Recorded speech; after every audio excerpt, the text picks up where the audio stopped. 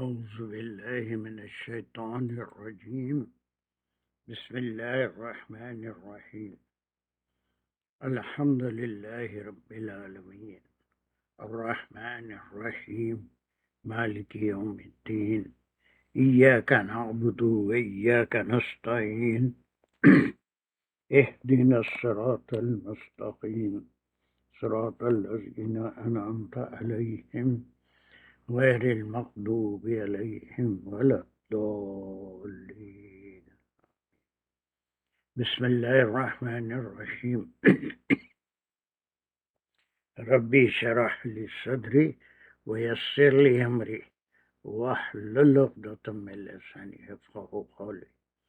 اللهم أرنا الحق حقا وارزقنا اتباعه. اللهم أرنا الباطل باطلا وارزقنا اجتنابه. وصلى الله على خير خلقه محمد وعلى آله وأصحابه أجمعين برحمتك يا أرحم الراحمين والحمد لله رب العالمين. السلام عليكم ورحمة الله وبركاته. We had finished this verse number 66 and we talked in detail, mashallah. A quick revision. Who did this? अस्सलाम वालेकुम सर, मैंने की थी। जी, क्विक रिवीजन कर दीजिए। जी सर। हुवल्लज़ी अहयाकुम सुम्मा युमीतुकुम सुम्मा युहीकुम इन्नल इंसाना लकफूर। सर सिर्फ वो करूं तशरीह या मतलब के ग्रामर भी? आप जो करना चाहते हैं करें। ठीक है। ये इस्मिया खबरिया जुमला है जो हुआ से शुरू हो रहा है और हुआ जो है रेफर कर रहा है अल्लाह ताला को। अल्लाह ताला ही है वो जो जिंदगी तुमको दी, फिर उसने तुम्हें मौत दी, फिर तुम्हें उसने दोबारा जिंदा किया। और इन्नल इंसाना लकफूर, और इंसान जो है वो बहुत ही नाशुक्रा है। तो इसमें अल्लाह ताला जो है मतलब ज़िंदगी की साइकिल को बता रहे हैं कि जिस तरह अल्लाह ताला ने पैदा किया वो अल्लाह ताला ही हैं जो कर सकते हैं।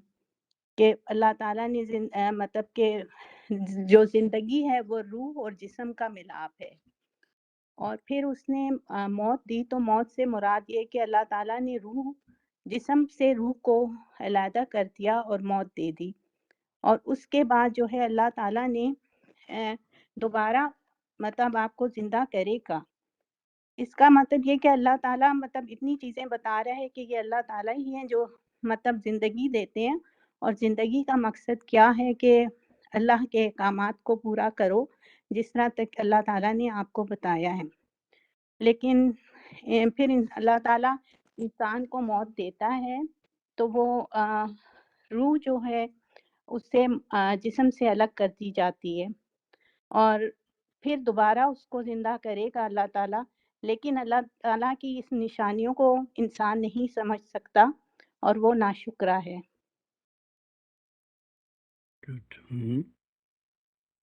Yes, Thank you.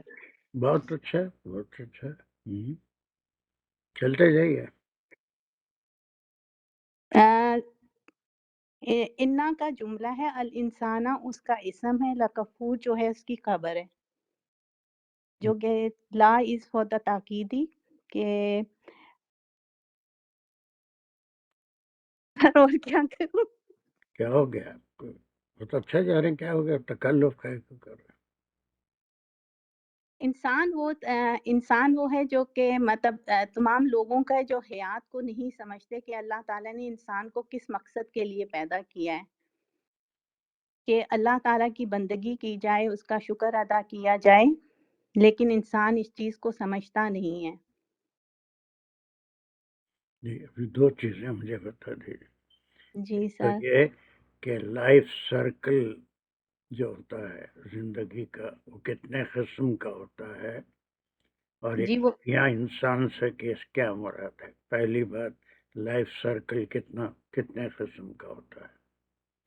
Sir life cycle جو ہے پیدائش میں اللہ تعالیٰ مطلب جب پیدا کرتا ہے انسان کو، پھر اس کی روح اس میں ڈالتا ہے. ایک پھر اس کی پیدائش ہوتی ہے، پھر اس کے بعد وہ اپنا لڑکپن، جوانی، وہ سب چیزیں آتی ہیں، بڑھاپا. کیا بولے پھر گے اس سائیکل کو کیا بولیں گے؟ مطلب سٹیجز آف لائف ہے نا سر. کیا اور جسم اور روح کا ملاپ ہے پہلے تو. اس سرکل کو پیدا ہونا، بچپن، لڑکپن، جوانی، بڑھاپا، اس کو کیا بولیں گے؟ کوئی ہیلپ کریں راشدہ کی. زندگی سٹیجز آف لائف ہے سر، یہ مطلب کہ زندگی کا سائیکل ہے یہ. Stages of development. Stages of life ہے نا. اسٹیجز آف ڈیولپمنٹ ہے یہ. جی. تو یہ پیدائش سے موت تک کے اسٹیجز آف ڈیولپمنٹ. جیسے زمین ہے، اس کی گردش کتنے قسم کی ہوتی ہے سورج کے طرف؟ مطلب وہ دن اور رات اور پھر ہاں، سالوں کی. دو جی. قسم کی ہوتی ہے. ایک اپنے محور پہ گردش کرتی ہے جس سے دن اور رات ہوتے ہیں، اور ایک آربٹ پہ گردش کرتی ہے اور 365 دن میں اس کا وہ سرکل پورا ہوتا ہے. جی سر. وہ جو ہے اس کی کیا ہے، وہ آربیٹری موومنٹ ہے جس سے موسم بدلتے ہیں سال بھر. تو اسی طرح زندگی کے دو طرح سے ہم ڈیفائن کر سکتے ہیں. ایک تو یہ ہے کہ جب ہم دنیا میں آتے ہیں تو we have to go through the stages of development. جی سر. اور اس کا دوسرا یہ ہے جو یہاں پر ہے کہ ہماری روحیں زندہ تھی، تخلیق آدم علیہ السلام کے وقت سے زندہ ہیں، اور اس کے بعد جب دنیا میں آنے کا وقت آیا تو پھر وہ 120 دن ان مدرس ووم گزارنے کے بعد وہ روح کو ایک جسم عطا ہوتا ہے، وہ وہاں سے زندگی شروع ہوتی ہے. اور پھر اس کے بعد وہ زندگی سٹیجز آف ڈیولپمنٹ گزارنے کے بعد وہ زندگی ختم ہو جاتی ہے. پھر روح اور جسم کا جو ملاپ ہے وہ ختم ہو جاتا ہے. لیکن اس کے بعد اللہ سبحانہ تعالیٰ کا وعدہ ہے کہ اسی جسم اور اسی روح کے ساتھ انسان کو زندہ کیا جائے گا، اور جسم کے ساتھ ہی جنت میں جائیں گے. خالی روح جنت میں نہیں جائے گی، جسم کے ساتھ. So this is also a cycle. یہ سائیکل دو طرح کے ہوتے ہیں. ایک لائف سائیکل ہوتا ہے جس کو اسٹیجز آف ڈیولپمنٹ، یہ جو کہیں بھی تھوڑی بہت بایولوجی پڑھے ہوں گے کہیں ہائی اسکول وغیرہ میں تو ان سب کو معلوم ہے کہ ہر زمینی مخلوق کے اسٹیجز آف ڈیولپمنٹ ہوتے ہیں. جی سر. اس کے بعد پھر وہ تو پھر دوبارہ زندہ ہونے کا سوال نہیں ہے دوسری مخلوق کا، لیکن یہ انسان ہے نا. پھر یہ انسان کو پیدا دوبارہ کیا جائے. دوسرے انسان سے کیا مراد ہے؟ کل بھی ہم اس پہ بات کر رہے تھے. یہ انسان ایک کس کا نام ہے؟ سر انسان میں بھی کیٹیگریز ہیں، مومن اور مطلب جو وہ تمام لوگ جو حیات ہیں، مطلب نا مخلوق کے مطلب ساروں کو ایک مخلوق کا نام ہے. جی. اسی میں پھر کیٹیگریز ہو گئے کہ کوئی نیک ہے، کوئی بد ہے، کوئی ایک خدا پہ ایمان رکھتا ہے، کوئی مختلف دیوی دیوتاؤں پہ ایمان رکھتا ہے. اب یہاں پر خصوصاً انسان کے نیچر میں یہ چیز ہے، لیکن اس کو عقل سلیم اللہ سبحانہ تعالیٰ نے عطا فرمائی. اس میں جو اس چیز کو سمجھ لیا، اولو العلم میں جس کا شمار ہو گیا، وہ یہ اس کی یہ صفت نہیں ہے لکفر، وہ کفر کرنے والا نہیں ہے. وہ تو اللہ کی توحید پہ انبیاء علیہ السلام، پھر بہت سارے بزرگان دین جو بھی اللہ کے باتوں کو سمجھے، اس پہ زندگی گزارے، وہ تو شکر گزار بندے ہیں. وہی اللہ کے خاص بندے ہیں. لیکن یہاں پر یہ انسان کے نیچر میں ہے، اور یہ وہ انسان ہیں جو اللہ سبحانہ تعالیٰ پہ ایمان نہیں رکھتے اور ان کے اپنی زندگی کے مقصد کو نہیں سمجھتے، بلکہ نفس کے بہکاوے میں کہ جیسا نفس بتاتا ہے ویسے ہی وہ کرتے ہیں. اب یہ کون سا گروپ چل رہا تھا؟ یہ سر 58 سے 67. وہ 67 کو نکال لیتے ہیں، اس میں 58 سے 66 تک ہی لیتے ہیں. وہ اس وقت گروپ بنانے میں تھوڑا سا مغالطہ ہو گیا، ایسا ہو سکتا ہے کبھی بھی، تو 66 پہ ختم ہو گیا. یہ گروپ میں آپ نے کیا اس کو آپ کوئی اور بریف کر سکتا ہے؟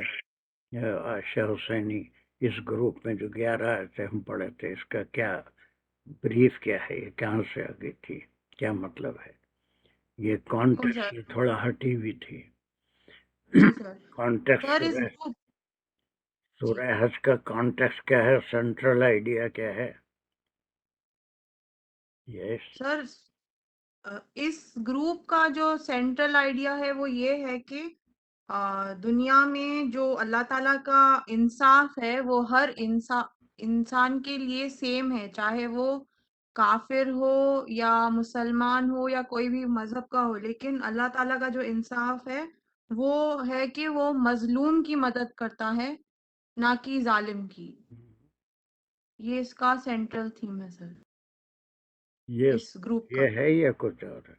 میں پہلا سوال میرا یہ ہے کہ سورہ حج کا سینٹرل تھیم کیا ہے؟ یہ پورے حج اگر سورہ کو ہم بریف کریں تو اس کا سینٹرل تھیم کیا ہے سورہ حج کا؟ سر اس میں ہجرت کے بارے میں ہے سر، اللہ تعالیٰ کی یہ سینٹرل تھیم نہیں ہے. سینٹرل تھیم کچھ اور ہوتا ہے، اس میں ہجرت کا بھی ذکر آ جائے گا، اور پھر وہ مکی مدنی صورتیں بھی آئیں گی. کوئی بتا سکتا سینٹرل تھیم سورہ حج کا کیا ہے؟ سر مناسک حج کے بارے میں ڈیٹیلز بتائی گئی ہیں اس میں. یہ ایک ایسی عبادت ہے جس میں غلو اور چینجز وہ مشرقین مکہ نے کر لیے تھے. بہت سارے بت بٹھا لیے تھے، ان کی پوجا کرتے تھے، ان کے نام پہ قربانیاں دیتے تھے، اور مختلف عقائد ان کے تھے.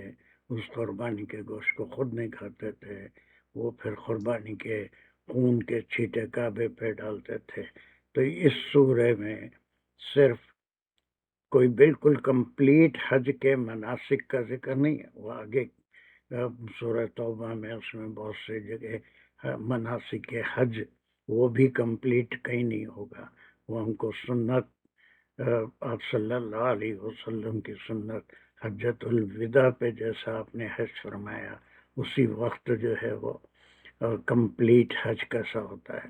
جیسے نماز کمپلیٹ کیسی ہوتی ہے فرام ویر، اس کے شرائط سے لے کے آخری 13 ذوالحجہ تک جو اس کے کمپلیشن ہے وہ. اسی لیے سورہ مائدہ میں وہ آیا تھا الیوم اکملت لکم دینکم. یہ وہاں پر عرفات میں حجت الوداع کے موقع پہ وہ آیت اتری تھی. یہ ایک عبادت رہ گئی تھی اس وقت تک جس کے سارے مناسک لوگوں کو صحیح بتائے گئے تھے.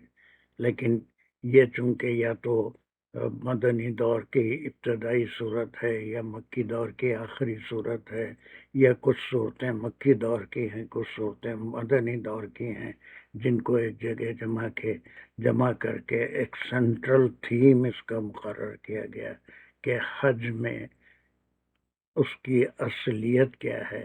اس میں آپ نے پڑھا کہ ابراہیم علیہ السلام کو حکم دیا گیا تھا کعبے کی تعمیر کرو، اور پھر پہاڑ پہ چڑھ کے اعلان کرو، لوگوں کو بلاؤ کہ یہاں پر آؤ. پھر ابراہیم علیہ السلام نے سوال کیا تھا کہ یہاں تو کوئی سننے والا ہی نہیں ہے، میں کس کو بلاؤں؟ تو اللہ سبحانہ تعالیٰ نے ان سے فرمایا تھا کہ آپ کا کام ہمارے حکم کے مطابق کام کرنا ہے. آپ کو پکارنے کا حکم دیا گیا، پکاریے، پہنچانا ہمارے ذمہ ہے. تو یہ اس کا سینٹرل تھیم ہے کہ وہاں پر کیا کیا غیر ضروری مناسک آ گئے تھے اور جو جہالت کو ظاہر کرتے تھے. تو اس کے کچھ چیزیں مناسک حج کی بتائی گئی کہ صحیح کیا ہے، قربانیاں کیا ہیں، پھر اس کو کیا کرنا چاہیے، پھر اس کے کہاں کہاں وقوف ہیں، وہ سب بتایا گیا. But it's not a complete مناسک یا نہیں ہوئے تھے، بلکہ وہ حجۃ الوداع کے وقت جب آپ صلی اللہ علیہ وسلم نے 10 ہجری میں حج پر فرمایا، اس وقت جو بھی مناسک آپ نے ادا کیے وہی تمام مناسک حج ہیں. اور یہ بھی ہم پڑھ چکے ہیں کہ کسی بھی عبادت میں جو چیزیں ہیں وہ کیا کیا ہے جو ضروری ہے. پوری عبادت کوئی ایک چیز کا نام نہیں ہے. جیسے وہ مراقبے میں جا کے بیٹھ جانا وہ عبادت نہیں ہے، بلکہ جو بھی عبادت ہے اس میں کیا کیا چیزیں ہیں سب مل کے وہ عبادت کہلاتی ہے. جیسے نماز ہے، نماز واٹ از اٹ؟ صرف کھڑا رہ گئے اور رکوع سجدہ کر لیے تو اس کو نماز تھوڑے کہتے ہیں. What are its component? یہ کمپلیٹ کب ہوتی ہے؟ یہ کوئی بھی نماز کمپلیٹ کب ہوتی ہے؟ پھر بعد میں ہم اس کو حد سے مقابلہ کر کے دیکھیں گے. سلام جب پھیرتے نیت سے ہوتی ہے نماز. میرا سوال ہی نہیں سمجھا. نماز کے معنی کیا ہیں؟ یعنی وہ عبادت میں کیا کیا چیزیں شامل ہیں؟ سر دنیا سے اپنا تعلق روک کے اللہ کی سے اپنا وہ جوڑنا، رابطہ. سوال ہی نہیں سمجھا، سوال ہی نہیں سمجھا. فاطمہ، نماز کیا ہوتی ہے؟ سر نماز کی سر ایک ارکان اسلام ہے جس کو بہت جو ہے ضروری ہے سر، اور اس کے لیے کمپوننٹس ہیں، شرائط ہیں کچھ، یعنی کہ وضو چاہیے. یہاں سے اب یہ ہے کہ نماز وہ صرف کھڑا رہ کے ہاتھ اٹھا کے اللہ اکبر کہہ کے سلام پھیرنے تک کا نام نہیں ہے. اس کے لیے ہر عبادت کے لیے سب سے پہلے کچھ شرائط ہوتے ہیں اس عبادت کی. اس کو شروع کرنے کے لیے وہ شرائط کی تکمیل ضروری ہے. یعنی کوئی بھی عبادت ہو وہ شرائط، زکوٰۃ ہے اس کے وہ شرائط ہے، ایمان کے بھی شرائط ہے کہ دل میں اگر کہیں یہ چیز ہے کہ کوئی اور میری مدد کر سکتا ہے تو پھر وہ ایمان باقی نہیں رہتا. ساری چیزوں کو نکال کے دل کو بالکل خالی کر کے پوری جھاڑو دے کے ویکیوم کر کے دل کو پھر وہ کلمہ پڑھتے ہیں کہ لا الہ الا اللہ، کہ کوئی اور الہ ہو ہی نہیں سکتا سوائے اللہ کے. اسی طرح سے جو 5 اس کے 5 ارکان ہیں اسلام کے، وہ ساری عبادتیں ہیں اور وہ عبادتیں پلرز ہیں، اس کے اوپر اسلام کی بنیاد قائم ہے. تو جو اس میں کسی بھی عبادت میں شرائط ہیں اور اس کے بعد ارکان ہیں، ہے نا، اس کے بعد ارکان ہیں، ارکان کا تسلسل ہے. تسلسل کے بغیر کوئی عبادت نہیں ہوتی.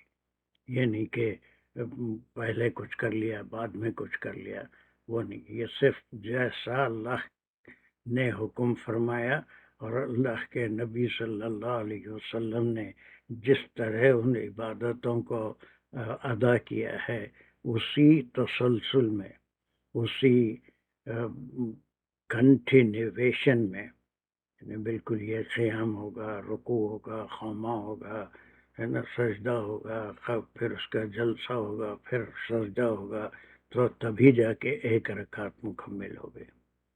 ورنہ اس میں کسی قسم کی کوئی تبدیل تسلسل میں نہیں کہ پہلے سجدہ کر لیا بعد میں رکوع کر لیا، یہ عبادت نہیں ہوتی. تو یہ کسی بھی عبادت کے لیے شرائط ہوتے ہیں. وہ شرائط بہت ہر عبادت کے لیے شرائط ہے. پھر اس کے بعد اس عبادت میں تسلسل، کنٹینیویشن ہوتا ہے.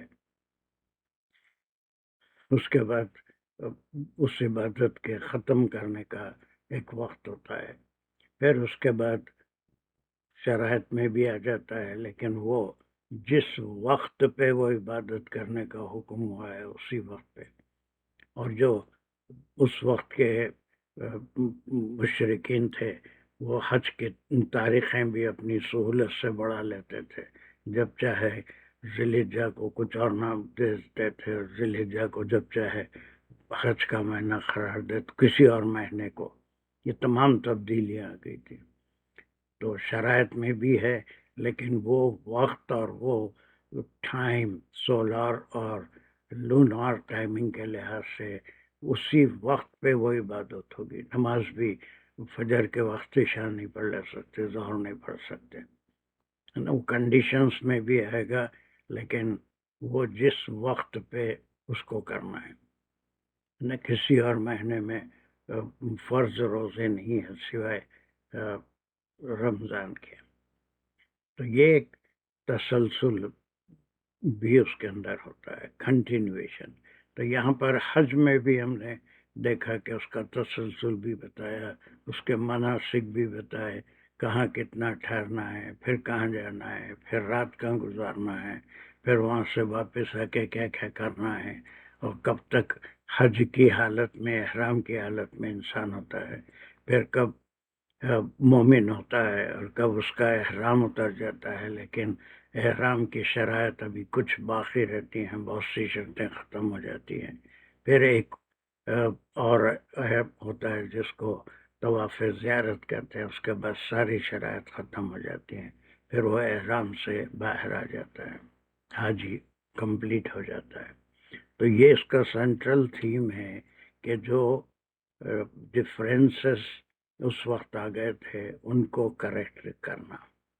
اب بیچ میں یہ جو 11 آیتیں آ گئی تھی، اس میں توحید کا ذکر ہے، اس میں رسالت کا ذکر ہے، ایمان لانے کی دعوت ہے. یہ 11 آیتیں ایک بار ضرور اس کا ریویژن کر لیجئے، یا اگر آپ چاہتے ہیں تو ہم قرآن میں ایسے چیدہ چیدہ آیت نہیں جیسا کل کرے تھے، ویسا قرآن میں یہ 11 آیتیں تسلسل سے اگر آپ چاہتے ہیں تو ریوائز کریں، یا پھر آپ خود ریوائز کر لیں. کل جو ہم قرآن سے ایک رکو پڑھے تھے جس میں تسلسل تھا، did it make some difference in understanding؟ وہ قرآن کا ہم کرے تھے نا آل عمران میں، قرآن کا ایک پیج لے کے وہاں پر زیادہ تسلسل سمجھ میں آ رہا تھا، یا یہاں پر ایک ایک آیت میں آ رہا ہے؟ سر ہمارے پاس ویسے قرآن کھلا ہوتا ہے، لیکن ہاں اگر ہم ویسے بھی کر لیں تو زیادہ اچھا ہے کہ آپ کے سامنے بھی لائک آپ اسکرین پہ سامنے وہی کھلا ہو. لیکن اس طرح بھی ہے کہ ہمارے پاس قرآن بہت سے لوگوں کے پاس نہیں بھی ہوتا ہے، ایک ایک آیت یہ اسکرین کو ہی دیکھتے ہیں. دیٹ از گڈ، اس میں کوئی اعتراض نہیں ہے مجھے. ٹھیک ہے، چلیے اب یہاں تک بالکل کلیئر ہو گیا. اب یہاں سے ختم سورت کو ہم 67 کو اس گروپ میں لیے تھے.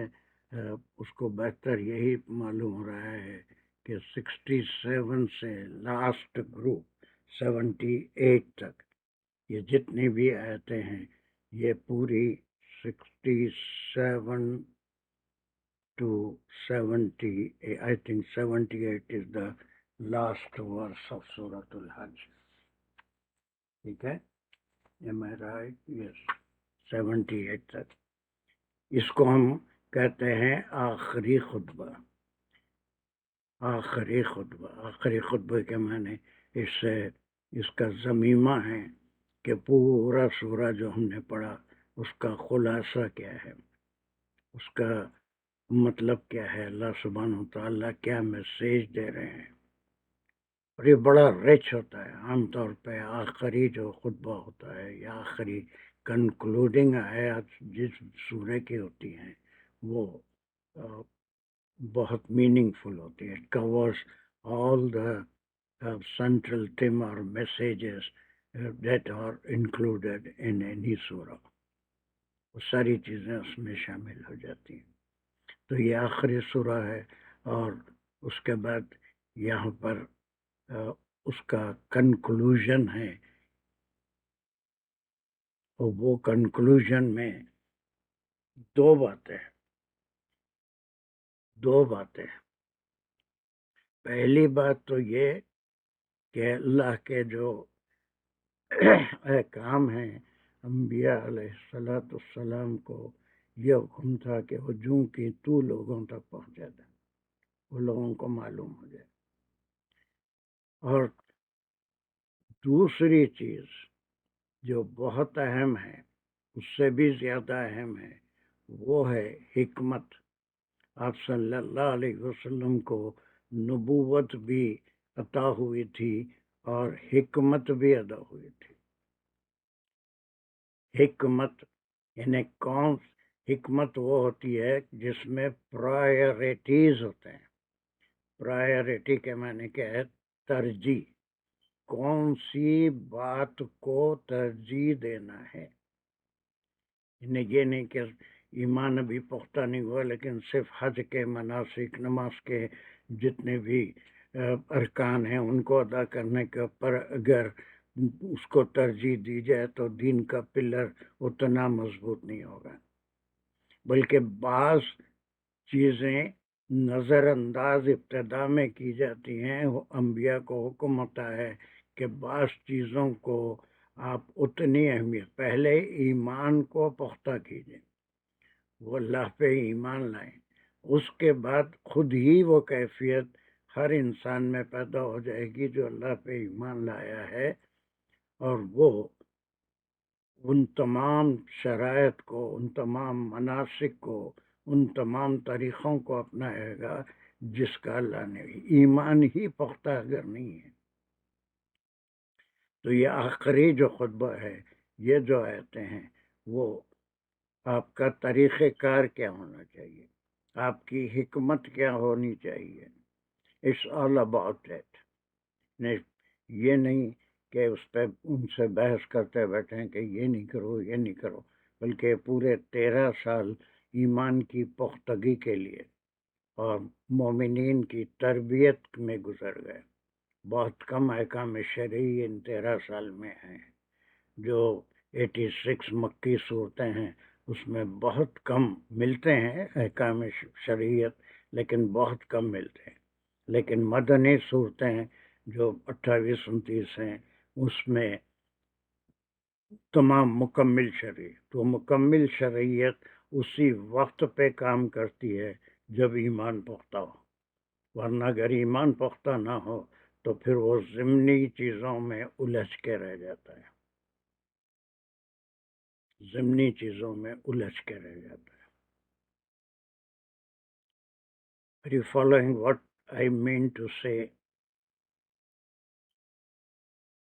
ساجدہ میری بات. ضمنی چیزیں کیا ہوتی ہے سر؟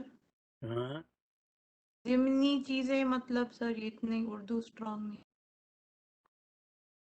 اننیسیسری چیزیں یا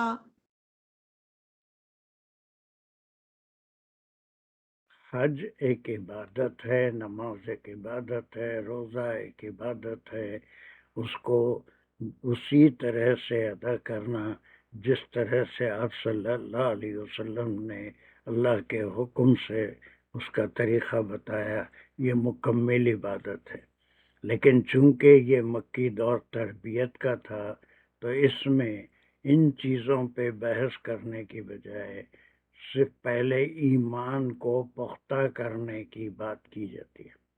ایمان اگر پختہ ہو جائے، اللہ کے حکم کو ماننا ہے یہ سمجھ میں آ جائے، اور اللہ کے نبی یا رسول کو اللہ کا رسول مانے، اللہ کی بھیجی ہوئی کتاب کو اللہ کی کتاب مانے، تو پھر باقی جتنی چیزیں ہیں وہ خود بخود انسان کرنے لگتا ہے.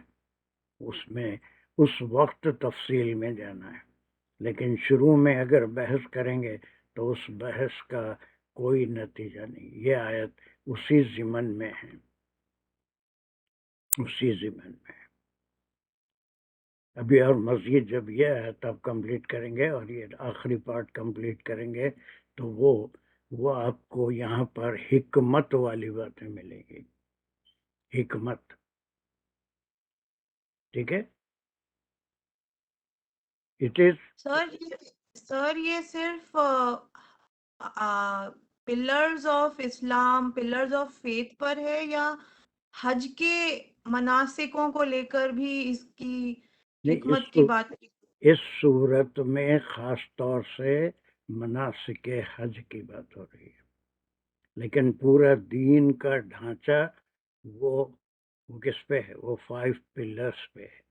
وہ 5 پلرز دین نہیں ہے، ان کے اوپر دین کو یا اسلام کو کھڑا کیا گیا. وہ جو عمارت ہے، عمارت پلرز پہ ہوتی ہے، خالی پلرز عمارت نہیں ہوتے، بلکہ جو بھی کوئی عمارت کھڑی ہوتی ہے وہ اس کے جو مین سپورٹ ہوتی ہے عمارت کے کھڑے ہونے کی، پلرز ہوتے ہیں. تو وہ پلرز اس کی وہ جتنے مضبوط ہوں گے اتنی ہی عمارت بھی مضبوط ہوگی. تو ایمان جو ہے وہ سب سے اہم چیز ہے، وہ پختہ ہونا چاہیے. جب ایمان پختہ ہو گیا تو پھر خشوع انہماک عبادت کو صحیح طریقے سے ادا کرنے کی جستجو مومن میں پیدا ہوگی ایمان مکمل ہونے کے بعد.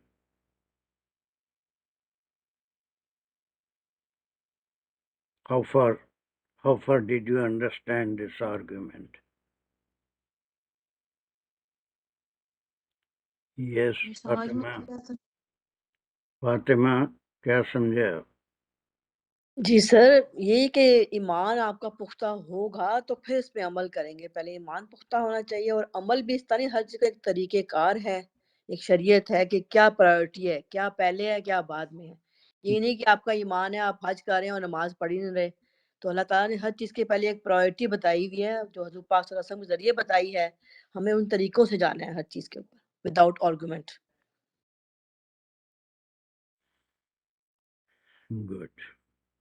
سر جو 5 پلرز ہیں اس میں سب سے پہلا پلر تو وہی ہے نا، شہادہ، مطلب ایمان لانا سچے دل سے. اس کے بغیر پھر باقی سارے پلرز یوز لیس ہے. اس کے بعد آتے ہیں سر. جی سر. وہ مین پلر تو ایمان ہے. ایمان کے بغیر نہ روزہ ہے، نہ نماز ہے، نہ حج ہے، کچھ بھی نہیں ہے. کوئی نیکی بھی شمار نہیں ہوتی. وہ صرف اللہ کی رضا کے لیے، نیتوں کی بات کر رہے تھے ہم، ہے نا. وہ صرف اللہ کی رضا کے لیے جو نیکی کی جائے گی وہی شمار ہوتی ہے، ورنہ دوسری نیکیوں کا اللہ سبحانہ وتعالی بہت بڑے عادل ہیں. دنیا میں اس کا صلہ بھی دے دیتے ہوں گے اور دیتے ہی ہیں، لیکن آخرت میں لا خلاق اس کا کوئی ان کے پاس حصہ نہیں رہے گا. چلیے اب اس کو آپ جیسے اس آیت کو پڑھیں گے اور باتیں کھل کے آپ کے فہم میں آئیں گی. کمان ہو واز ڈوئنگ اٹ، کہاں تک کریں گے آپ؟ عائشہ حسینی. سر بسم اللہ الرحمن الرحیم. لِكُلِّ أُمَّةٍ جَعَلْنَا مَنْسَكًا، یہاں تک سر. یہ منسکن کیا چیز ہوتی ہے؟ ہم کہاں پڑھ کے آئے تھے اس صورت میں؟ سر میں بتا سکتی ہوں سر، آیت نمبر 30. ایک سیکنڈ اس کو موقع دو. نہیں بولی تو تم بول دینا. ایسا یاد ہے کہاں پڑھے تھے؟ آیت نمبر 34 میں سر. وَلِكُلِّ أُمَّةٍ جَعَلْنَا مَنْسَكًا لِيَذْكُرُوا اسْمَ اللَّهِ. اس میں قربانی کے بارے میں تھا سر، قربانی کے جانوروں کے بارے میں. وہاں پر وہ مطلب بھی ضرور لیے ہیں مفسرین. ان الصلاۃ ونسوک للہ رب العالمین، قربانی کے معنوں میں. لیکن منسک جو ہے اے وے آف ورشپنگ اللہ سبحانہ وتعالی. اسی لیے مناسک حج صرف قربانی نہیں ہے. مناسک حج وہ وہاں کا سفر شروع کرنے سے لے کے احرام باندھنے تک، پھر طواف کرنے تک، پھر عمرہ کرنے تک، پھر پورا آخر تک اس کے جتنے بھی ارکان ہیں وہ سارے کے سارے مناسک حج کہلاتے ہیں. مناسک. وہ وہاں پر قربانی کے لیے بھی، یہاں پر بھی خاص طور سے قربانی کا بھی ذکر ہے جو مفسرین کی رائے ہے. ابھی ہم اس کے اوپر بھی انشاءاللہ ڈسکس. لیکن یہ اتنے ٹکڑے میں کیا میسج ہے؟ لِكُلِّ أُمَّةٍ جَعَلْنَا مَنَاسِكَ،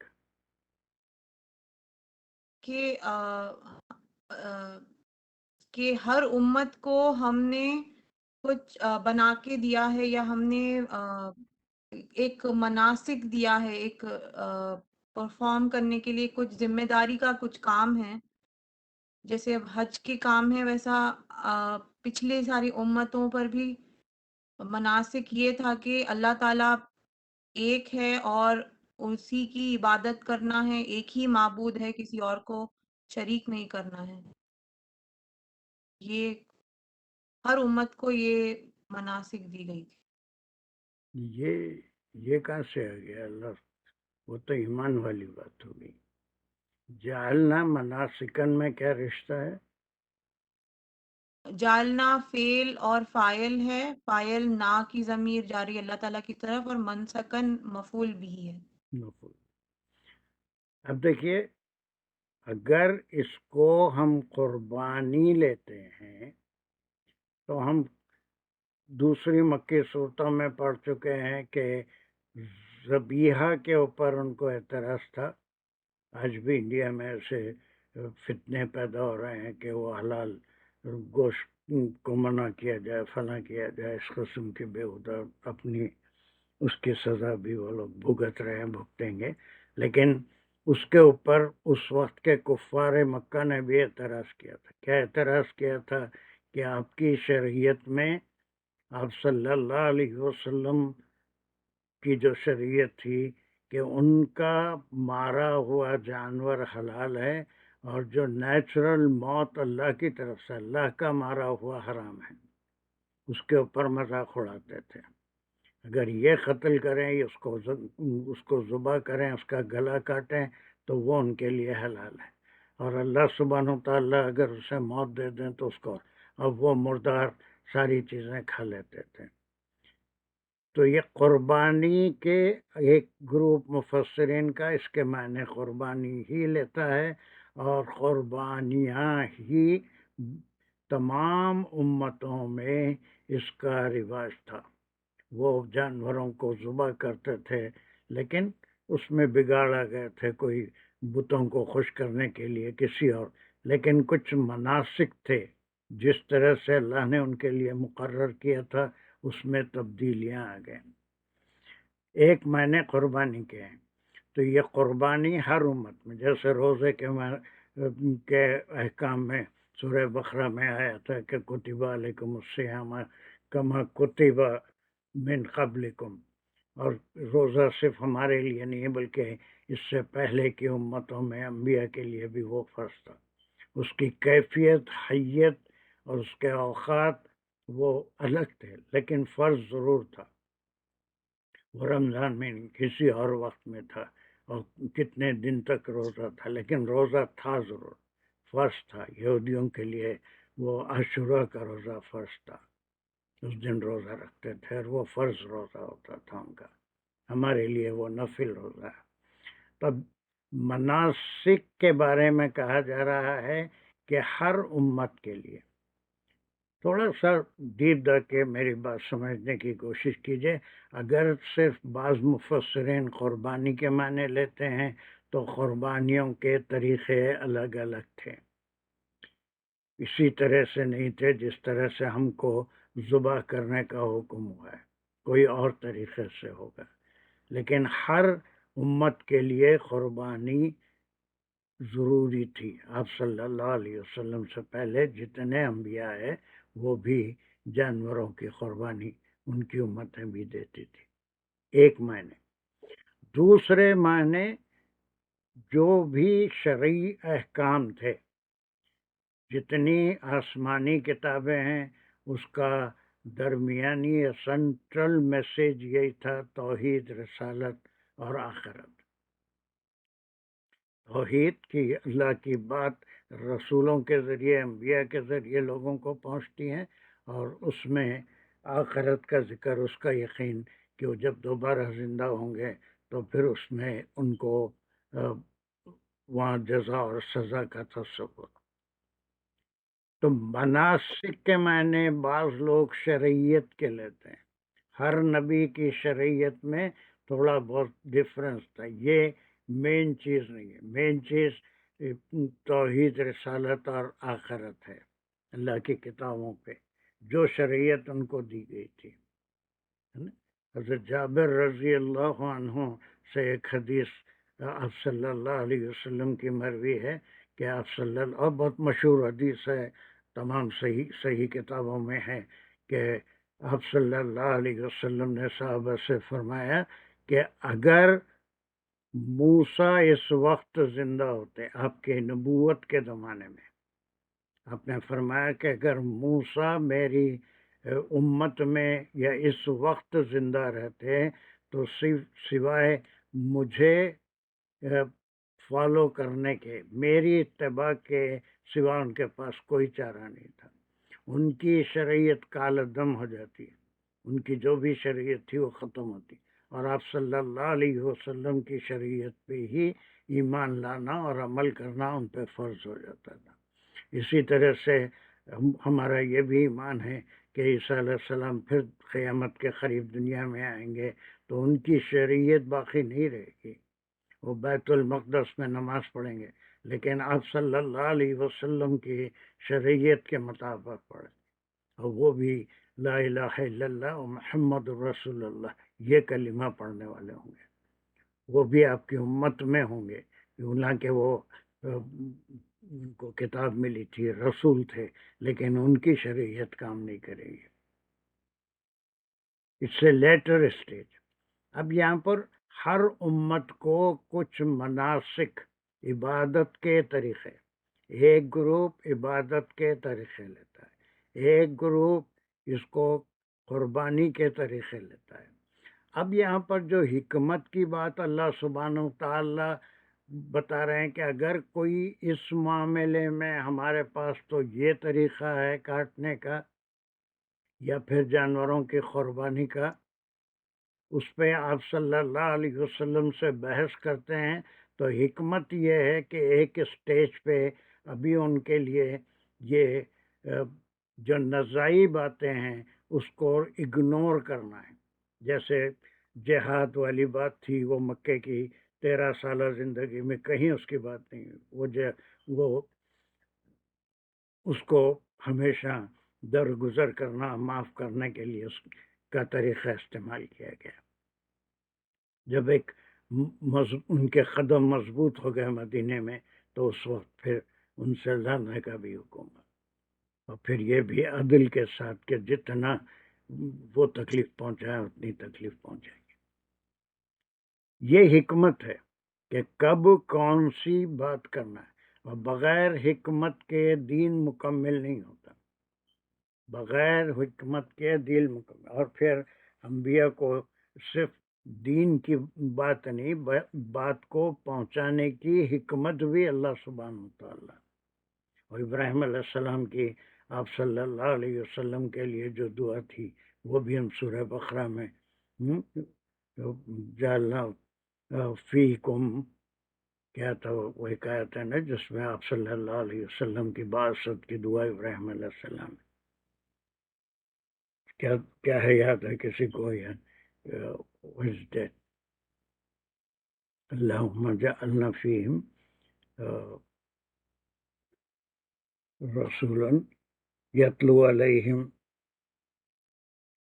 یاد آ رہا ہے کچھ؟ جو دعا تھی ابراہیم علیہ السلام کی آپ صلی اللہ علیہ وسلم کے لیے. نو سر یاد نہیں، وہ یاد ہے جو انہوں نے اپنی اولاد کے لیے کی تھی. اب دیکھ لیجیے نکال کے. بہرحال اس میں آپ صلی اللہ علیہ وسلم کے لیے کہ ایک مکے میں ایک نبی پیدا کیجئے، ایک رسول پیدا کیجئے جو حکمت کی قرآن کی تعلیم دے، اور پھر حکمت ان کے پاس ہو، کس طرح سے اس کو لوگوں تک پہنچانا ہے، کب کس چیز پہ زور دینا ہے، کب نہیں دینا ہے. جب ایمان مکمل ہو گیا تو پھر وہ جس طرح سے چاہے کریں، ہمارے لیے ان کی قربانی حلال نہیں ہے. ہم اپنے طرف، لیکن بحث ایک اسٹیج تک نہیں ہوگی، اور یہ قرآن کا مزاج بھی ہے۔ تو پہلا تو ایک اسٹیٹمنٹ ہے نا، پھر یہ لکل امت جار مجرور متعلق ہے، اتنے میں صرف یہی بات ہے کہ جعلنا مناسکن لکل امت، ہر امت کے لیے مناسک الگ الگ تھے۔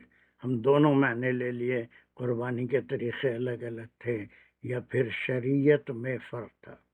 جیسے موسیٰ علیہ السلام میں قبلہ کعبۃ اللہ بھی نہیں تھا، بیت المقدس بھی نہیں تھا، بلکہ وہ گھروں کا ایک خاص حصہ تھا، ایک خاص سمت تھی، اس طرف چہرہ کر کے اس رخ میں نماز پڑھنے کا حکم تھا۔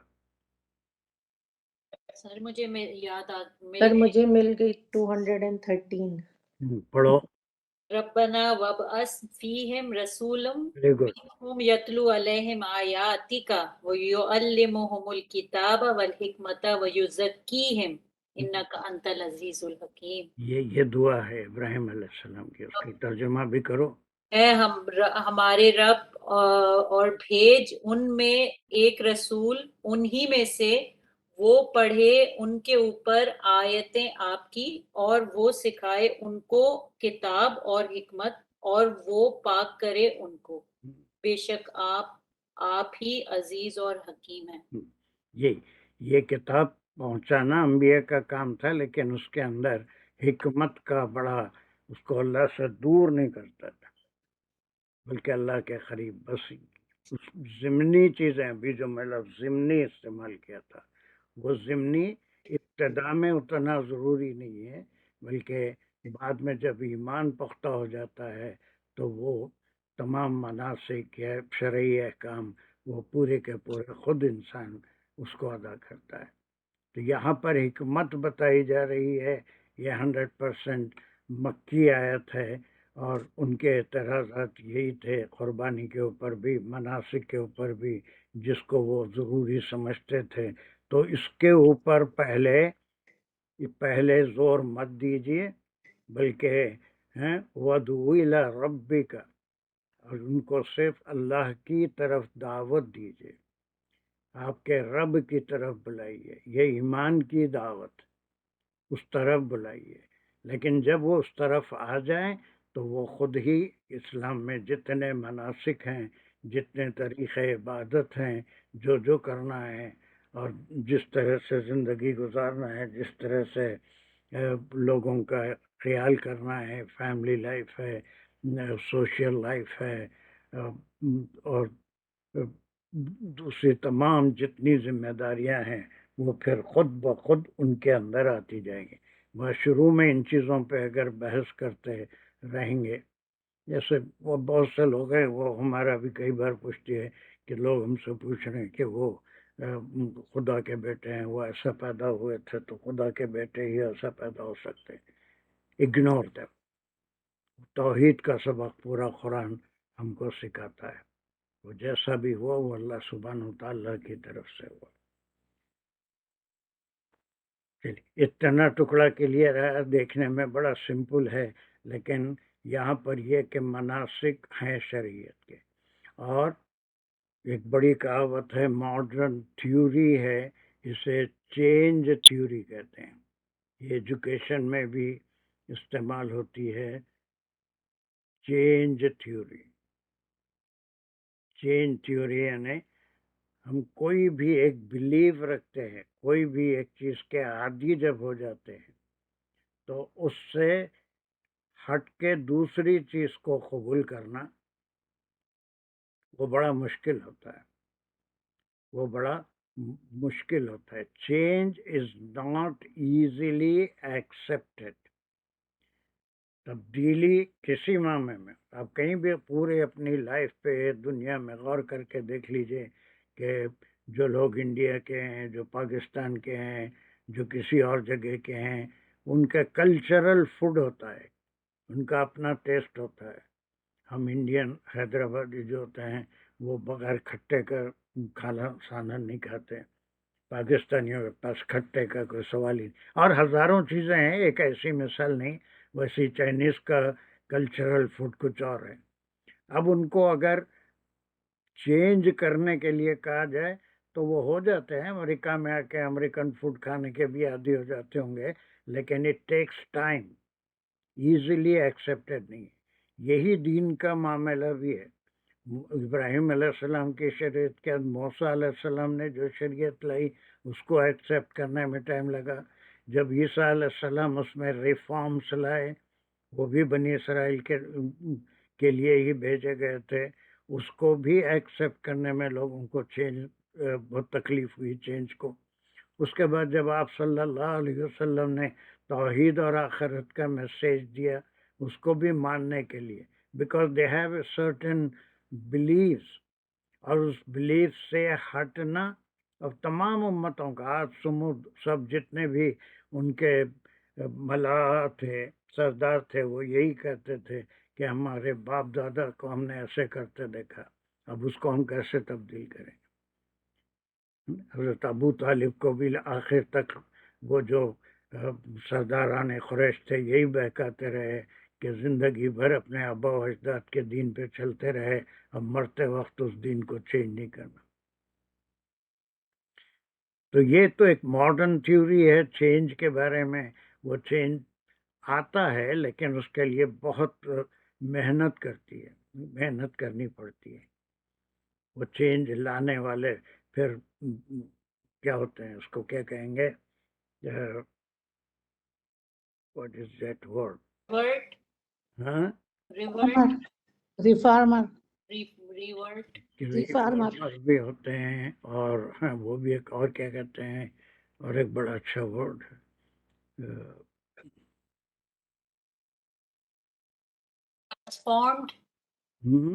ٹرانسفارمڈ, انقلابی شاید, انقلاب, ریولوشنری. یس, اس میں تبدیلیاں لانے. جیسے بہت سے شعراء انقلابی شعراء ہوتے ہیں, بہت سے پریچرز بھی انقلاب لاتے ہیں. انبیاء کا کام بھی ہے انقلاب لانا, یعنی کسی کے خاص جو عادتیں ہیں یہ جو ان کے بلیف ہیں اس سے دوسرے بلیف کی طرف لانا. It was not a easy job. Even today it's not a easy job. آج بھی اسلام میں بھی اگر کوئی فرقہ وہ شیعہ بلیف رکھتا ہے تو it's not easy but very difficult to make them the beliefs that the Sunnis have. اسی طرح سے اور بہت سے لوگ ہیں وہ ان میں کئی وہ بھونرے ہیں, فلاں ہیں, ان کے جو بلیف ہیں اس سے صحیح بلیف کی طرف لانا it's very difficult. بہت مشکل سے آتے ہیں, اور جب ان کو فہم آ جاتا ہے اللہ سبحانہ و تعالیٰ کی طرف سے.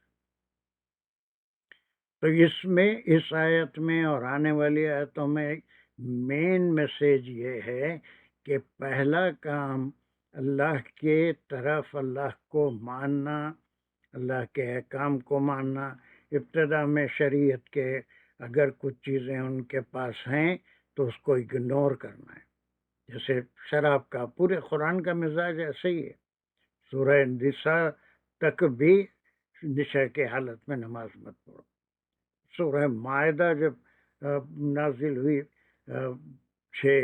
5-6 ہجری میں, اس وقت جا کے شراب جوا حرام یا پھر منسوخ ہوا, اس وقت حرام. اس کے بعد بھی وہ 13 سال اور پھر یہ 4-5 سال تک اس کے حرمت کے احکام نہیں آئے تھے. تو یہ حکمت ہے کہ اگر وہ اس معاملے کو مین معاملہ سمجھ کے بحث کرتے ہیں یا اس میں اختلاف پیدا کرتے ہیں تو اس کے بارے میں ایک اسٹیٹمنٹ ہے کہ ہم نے کچھ مناسک ہر امت کے لیے مقرر کر دیے تھے.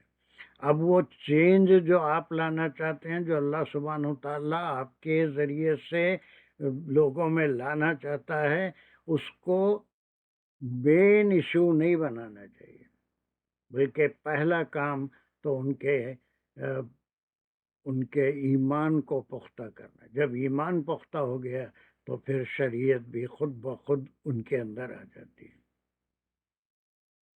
تو یہ دس از اونلی اے ڈکلریشن کہ ہم نے ہر امت کے لیے اسی کے اوپر وہ قائم بھی ہیں، مناسک ہیں، قربانی کے طریقے ہیں، طریقہ عبادت ہے، طریقہ زندگی ہے نا، جو شرعی احکام ہیں وہ ہر امت کے لیے ہم نے مقرر کر دیا۔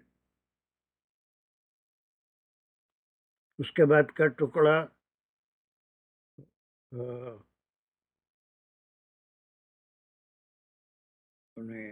ساجدہ۔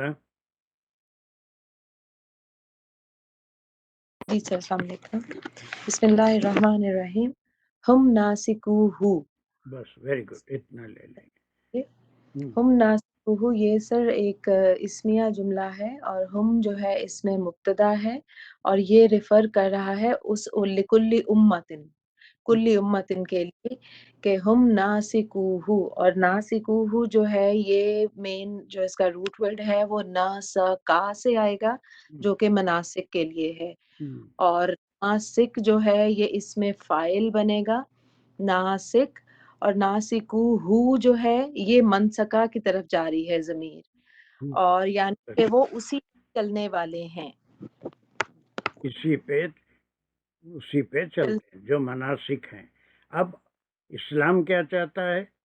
چینج ہے نا، چینج، کہ اس میں اللہ پہ ایمان لانے کے بعد شریعت جیسی اللہ کے رسول صلی اللہ علیہ وسلم لائے تھے اسی کے اوپر اسی کی اتباع کرنا ہے، اسی پہ عمل کرنا ہے۔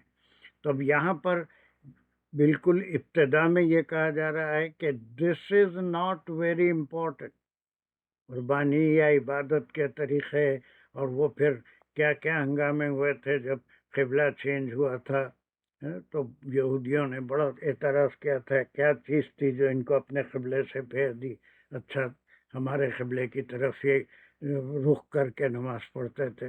بڑے اختلافات، بڑے ہنگامے ہوئے تھے اس واسطے کہ change is not easily accepted.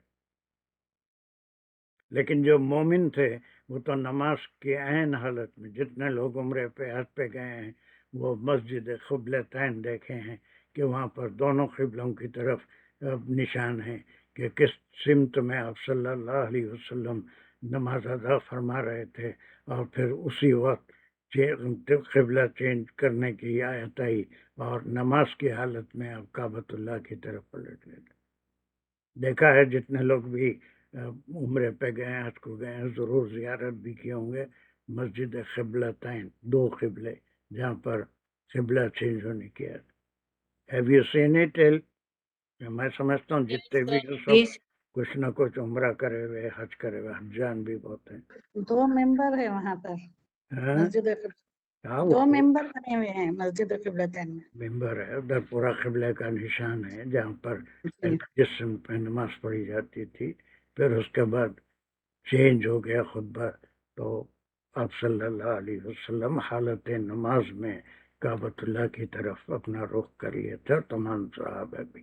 جس کا ایمان پختہ ہے تو وہ چینج کو فوری ایکسیپٹ کر لیتا ہے، لیکن اس کے بعد وہ دوسرے پارے میں شروع کے کئی آیتیں پورا بہت ہنگامہ ہوا تھا، اس میں کئی جو کچے ایمان والے تھے وہ بھی ایمان سے پھر گئے تھے کہ یہ ایسا ایک دم چینج کیوں ہوا۔ اب وہ اسی پہ قائم ہیں، وہ شریعت کو فالو کر رہے ہیں۔ تو this is nothing but an statement, یہ ایک چیز ہے، لیکن یہ ابتدا میں فوقیت نہیں رکھتی۔ یہ اس کے اوپر اگر ہم پوری توانائی یا انبیاء اس پہ توانائی صرف کریں گے تو اصل مقصد ہاتھ سے نکل جائے گا۔ اصل مقصد کیا ہے؟ اللہ سبحانہ و تعالیٰ پہ ایمان لانے، لا الہ الا اللہ پہ ایمان لانے کی دعوت دینا ہے۔ جب وہ اس طرف آ جائیں گے تو یہ ضمنی چیزیں، شریعت کی جو باتیں ہیں، یہ خود بخود ان کے سمجھ میں آ جائے گی، and they will accept the change. لیکن بغیر ایمان کے وہ چینج کو قبول کوئی بھی نہیں کرتا، چینج کو قبول کرنا مشکل ہوتا ہے۔ How far did you understand this part? جی سر، بالکل سمجھ آ گیا الحمدللہ۔ کہ ان چیزوں میں جو سبسائڈری چیزیں ہیں ان کی طرف جو ہے ابتدا میں ہاں یہ کہ بہت اہم ورڈ ہے، ابتدا بہت اہم ورڈ ہے. یہ نہیں کہ ان کی اہمیت ہی نہیں ہے، نہیں، ابتدا میں جب تربیت، یہ ابتدائی میں جب ہو رہا تھا. اب یہ بھی ہمارے پاس بھی آج بھی کوئی مسلم ہوتا ہے تو اس کو یہ ساری چیزیں اس کا پابند نہیں کرتے. پہلے ایمان لاؤ کہتے ہیں، پھر اس کے بعد کوئی تحریک، کوئی ایسا ہمارے پاس انتظام نہیں ہے کہ ان کی تربیت ہو، ان کے لیے شریعت کی باتیں بتائیں. بس وہ ایسی لوگوں کو دیکھتے ہیں، کچھ ایسی عبادت بھی کر لیتے ہیں، لیکن یہ سب کی ذمہ داری بنتی ہے کہ ان کو دین، جب وہ ایمان لا لیے تو صحیح شریعت یا دین ان تک پہنچے. اور جب ایمان لا لیے ہیں تو اس کے بعد تمام برائیاں جو اپنے مذہب میں کرتے تھے، ادھر کلمہ بھی پڑھ لیا، وہ سب جاری ہیں. تو پھر وہ کس قسم کا ایمان ہے اللہ ہی بہتر جانتے ہیں. اتنا ٹکڑا سمجھ میں آ گیا، اس کو بریف کرو حسینی عائشہ. جی سر. لکل امتن جعلنا منسکن، سر گرامیٹیکل طریقے سے یہ ایک جملے فعلیہ خبریہ ہے. شروع ہو رہا ہے جعلنا فعل اور فاعل ہے، فاعل نا ہے جس کی ضمیر اللہ تعالیٰ کی طرف جا رہی ہے، اور منسکن جعلنا کا مفعول بھی ہے کہ بنایا ہم نے مناسک، لکل امتن ہر امت کے لیے، اور لکل امتن جار مجرور متعلق جعلنا، کلی امتن میں کلی ظرف ہے اور امتن مضاف الیہ ہے. اور ہم ناسکوہ یہ جملے اسمیہ خبریہ ہے. ہم مبتدا ہے جس کی ضمیر جا رہی ہے کلی امتن کی طرف، اور ہم کی خبر ہے ناسکوہ.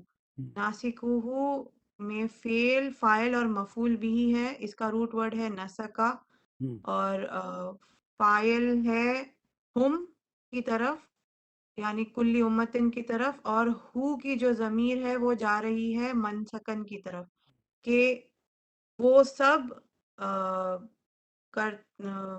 مناسک کرتے ہیں یا پھر اسے کرتے اسی ہیں. پہ چل رہا ہے، اس پہ چل رہا ہے. اس وقت کے پیگن بھی تھے، اور اگر مدینے والوں کو دیکھیں تو یہود بھی تھے، اس کے باہر دیکھیں تو نصارہ.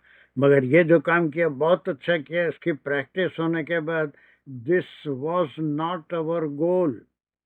ہمارا جو کام ہم شروع کر رہے تھے، جو پریکٹس کر رہے تھے، وہ یہ ہمارا گول نہیں تھا کہ ہم اس طرح سے ہی قرآن کو سمجھیں گے.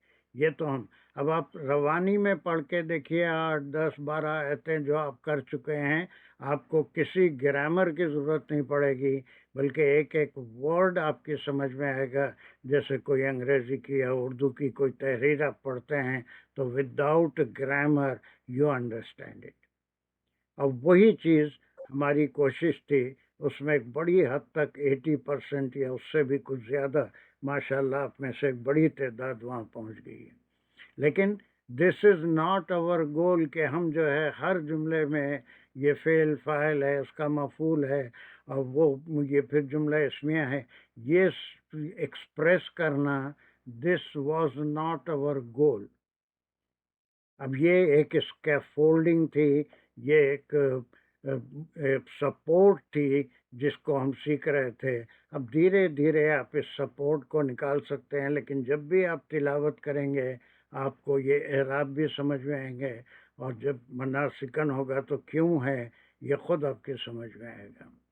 اب اس طرح سے ہر آیتیں، پورا قرآن ہم کو ایسا کرنے کی ضرورت نہیں. ایک پریکٹس ہو گئی، اور تھوڑی سی پریکٹس کرتے ہیں، اس کے بعد آپ دیکھیں گے سورہ مومنین میں جب ہم جائیں گے تو وی کین فنش اٹ بہت آسانی سے، بغیر گرامر کرے کہ ہم اپنا ترجمہ کریں گے، خود سے سمجھ لیں گے. اب رہا کہ تفسیری باتیں، وہ جتنے اختلافات ہیں اس سے ہم کو کیا لینا ہے، مطلب وہ ہم اس کو کریں گے. یہ 12:35 کو رکھا تھا میں، طبیعت کچھ صاف نہیں تھی تو میں سمجھا 1 گھنٹے کی کلاس ہوگی. چلنے دیجیے، کوئی بات نہیں. تو یہاں تک کمپلیٹ ہو گیا، اب وہ اس پہ کام کر رہے ہیں۔ اب اس کے بعد کا ٹکڑا یہاں سے کوئی اور لے لے، کون سے ساجدہ کر رہی تھی شاید، چلو کمان یہاں سے۔ جی سر، جی سر، فا جو ہے سر حرف عطف ہوگا یہاں پہ، یعنی کہ اس کے نتیجے میں، یعنی آفٹر وہ اس پہ چلنے والے ہیں، تو لا حرف نفی ہے، ینازی انّا کا، ینازی انّا میں یا جو ہے یہ فائل کو شو کر رہا ہے، اور نزا اس کا روٹ ورڈ ہے۔ کیا معنی ہے نزا کے؟ نزا یعنی سر جھگڑا کرنا، اختلاف کرنا، اختلاف کرنا، ویری گڈ۔ تو وہ نہ اختلاف کریں کا کی ضمیر جو ہے وہ آپ صلی اللہ علیہ وآلہ وسلم کی طرف جا رہی ہے، وہ نہ جھگڑا کریں آپ سے، فی الامری، فی حرف جار ہے اور امری اس کی وجہ سے مجرور ہوا، اور یہ امر جو ہے یہ منسکا ہی کی طرف جو ہے ریفر کر، ویری گڈ۔ اس معاملے میں، اس کام میں، اس بات میں ہے نا، یہ مناسک کی بات میں، لیکن اس سے زیادہ ضروری کیا ہے؟ کیا چیز ہے وہ؟ سر ودعو الی نہیں، ربک، اس سے زیادہ کیا ہے؟ مناسک سے جی زیادہ سر، ضروری کیا ہے وہ؟ ان کا بلیف جو ہے اللہ بلیف، پر ایمان ہے اللہ پہ، اللہ کے رسول پہ، کتابوں پہ۔ تو اب یہ بالکل ابتدائی تربیت والی بات ہے کہ اس کو زیر بحث جھگڑا کرنا، یہ کوئی لڑائی کرنا، لکڑیاں لے کے آنا، بندوقیں لے کے آنا، یہ ایسا نہیں ہے۔ یہ بحث و تکرار ہے۔ نزاعی معاملات جو ہوتے ہیں اس میں بحث، تکرار اور اختلافات ہوتے ہیں۔ فلا ينزي ان کا، اب وہ بحث نہ کریں، یعنی اگر ہم اس کو لفٹ دیں گے تو پھر بات یہیں پر یہاں کے رک جائے گی کہ قربانی کی اہمیت کے اوپر اور مناسک کے اوپر۔ اس میں آپ صلی اللہ علیہ وسلم کو ایک میسیج ہے اللہ سبحانہ و تعالیٰ کے لیے کہ یہ بحث و تکرار کا راستہ بند کر دیجئے ابھی، کہ فی الحال آپ جو کام کریں گے وہ یہ کریں گے، یہ حکمت کا کام ہے، ودعو الی ربک کا، یہ حکمت کا کام ہے۔ پہلے اس طرف بلائیے، اس طرف بلائیے۔ جب ایمان کی حالت میں وہ آ جائیں گے، they themselves will follow the new شریعہ، چینج ان میں خود بخود آ جائے گا۔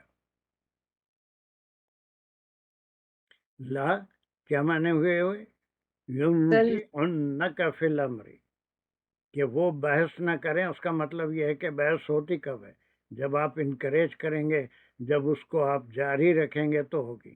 تو اس کو پوسٹ پون کرنا، یہ نہیں کہ مناسک کے اوپر ہی گفتگو ہو رہی ہے اور پورا دین ایک طرف جا رہا ہے۔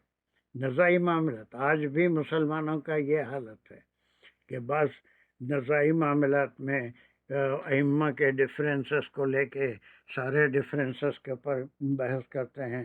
امام شافعی کا یہ طریقہ ہے، امام ابو حنیفہ کا یہ طریقہ ہے، فلاں کا یہ طریقہ ہے۔ That's not the main thing, that's not the main thing,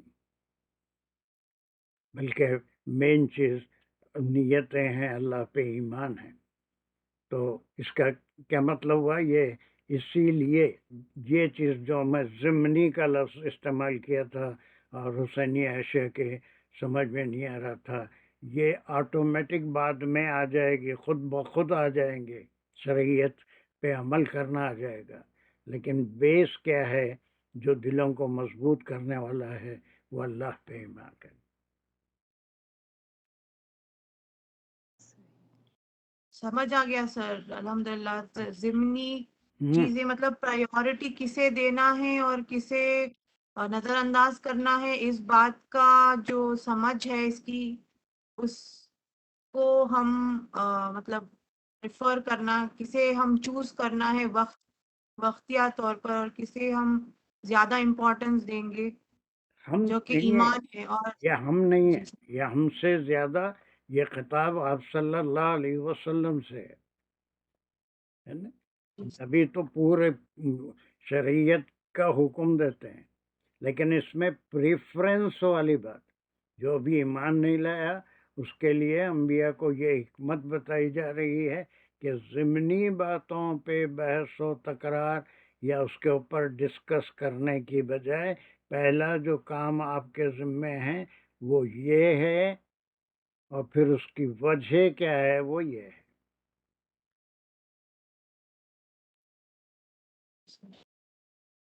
چلیے یہاں سے پھر فاطمہ. جی سر.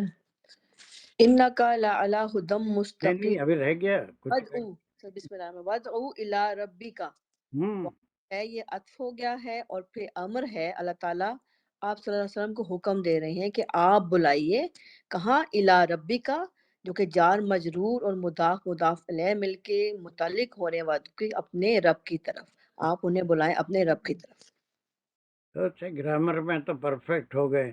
ابھی اس میں کیا بات سمجھ میں آ رہی ہے آپ کو؟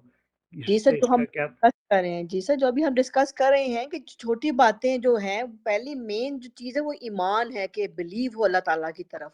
اس کے بعد جو مناسک ہیں یا طریقہ کار عبادت کا تب بھی کریں گے صحیح اور صحیح پرائورٹی سے کریں گے جب آپ کی طرف ایمان ہوگا مضبوط کہ ہاں وہ رب ہے، ہم نے اس کی عبادت کرنی ہے.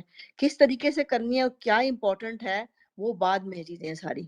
تو ان چیزوں کو چھوڑ کے پہلے ایمان کی طرف، یہ ہر امت کے لیے بھی یہی اس لیے بتایا کہ ہر دور میں جو انبیاء تھے پہلے انہوں نے اللہ کی طرف بلایا تھا. طریقہ کار فرق آہستہ آہستہ ہوتا گیا، ان کو آہستہ آہستہ ڈوز اینڈ ڈونٹس طرف لایا گیا ہے کہ پہلے بلیو ہوگا ان کا اور اس کے بعد وہ صحیح غلط کا ان کو سکھایا جائے گا. ٹھیک ہے. یہ پوری یاد کیسا کنٹ صرف یہ گرامر کر لینا ہمارا مقصد نہیں تھا. ہمارا مقصد یہ تھا کہ ایک ایک آیت میں ہم اس کے اندر غور و فکر اور تدبر کریں.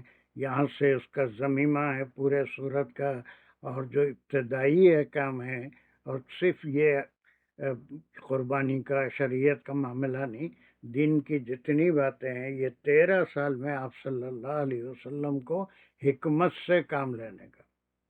اسی لیے وہ ابتدا میں یا ایھا الکافرون لا اعبد ما تعبدون والی سورہ کافرون والی جو آیتیں ہیں وہ بھی وہ کمپرومائز والی تھی، ہے نا.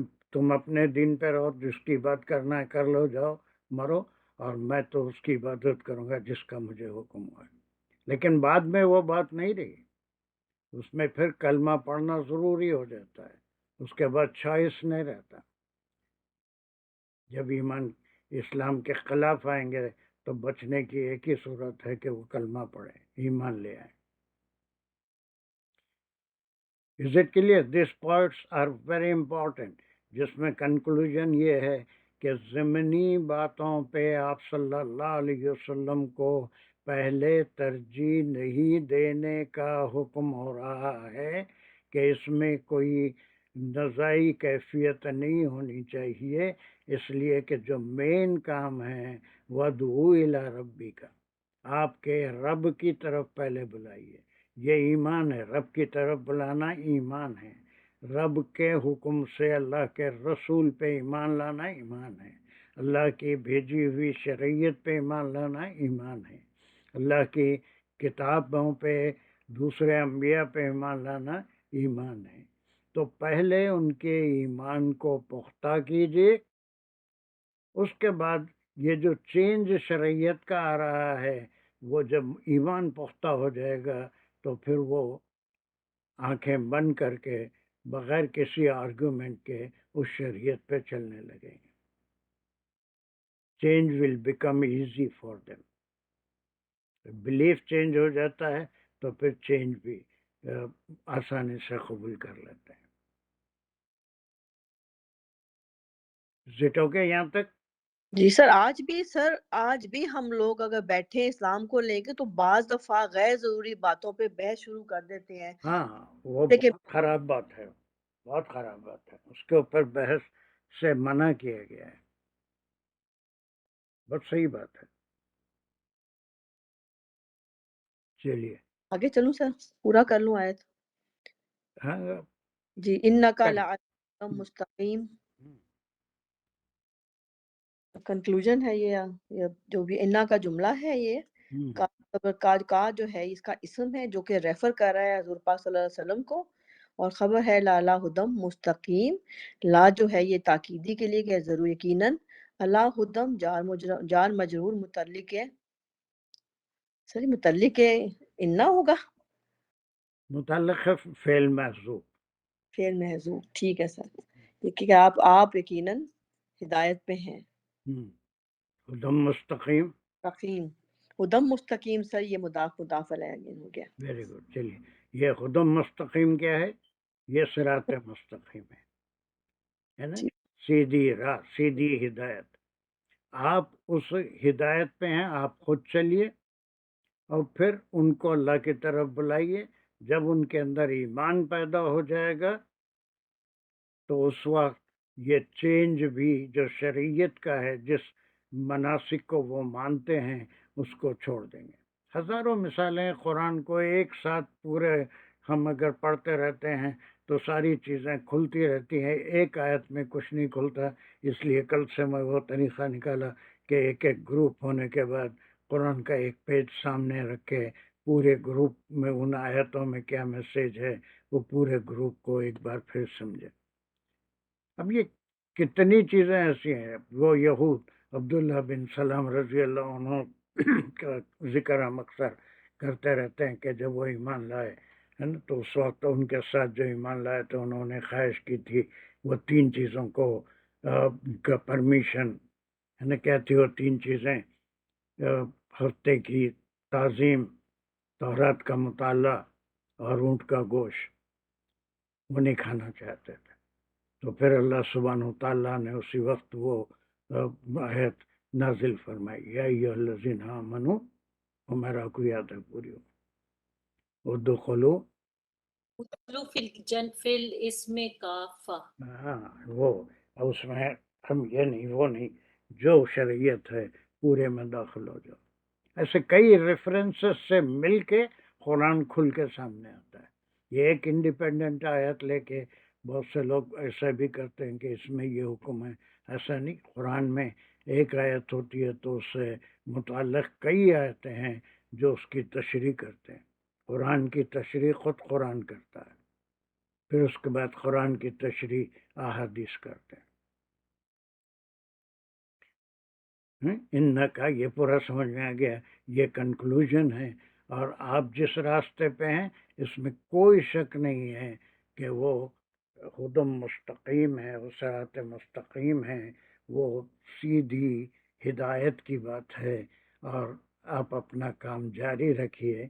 اب جو ایک چیز سے شروع میں منع کیا گیا اور ابتدا میں دوسری ایک چیز کا حکم دیا گیا جس کو فوقیت دینا ہے، جس کو پریفرنس دینا ہے، اور یہ باتیں کیا کہلاتی ہیں؟ حکمت. حکمت کی بات ہے. حکمت کی بات ہے کہ پہلے ان کے ایمان کو تو پختہ کر لیجئے، اس کے بعد شریعت اور چینج ہے وہ خود بخود آ جائے گا. مثالیں ہزاروں. پوری قرآن جب آپ پڑھتے رہتے ہیں قبلہ چینج ہونے کی آیتیں ہیں، جہاد کی آیتیں ہیں. ورنہ ایمان نہیں رہا تو کون جان سے بڑھ کے اور کیا چاہیے عزیز انسان کو؟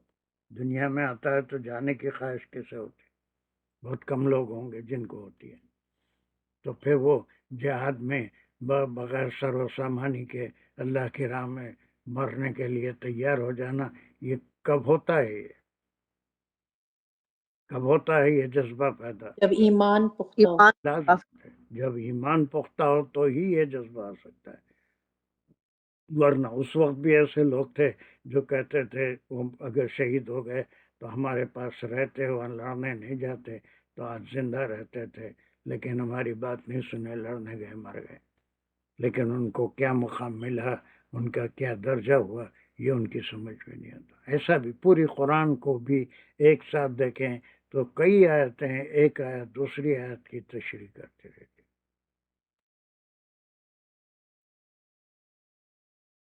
بہت اچھے سے سمجھ آ گئی یہ آیت کہ اللہ تعالیٰ نے ہر امت کے لیے یعنی ہر رسول کے ساتھ ایک عبادت کا طریقہ بنایا ہے، اور وہ لوگ جو بھی ان کے امتی تھے وہ اسی کو فالو کرنے والے ہیں، کیونکہ change is not accepted so easily.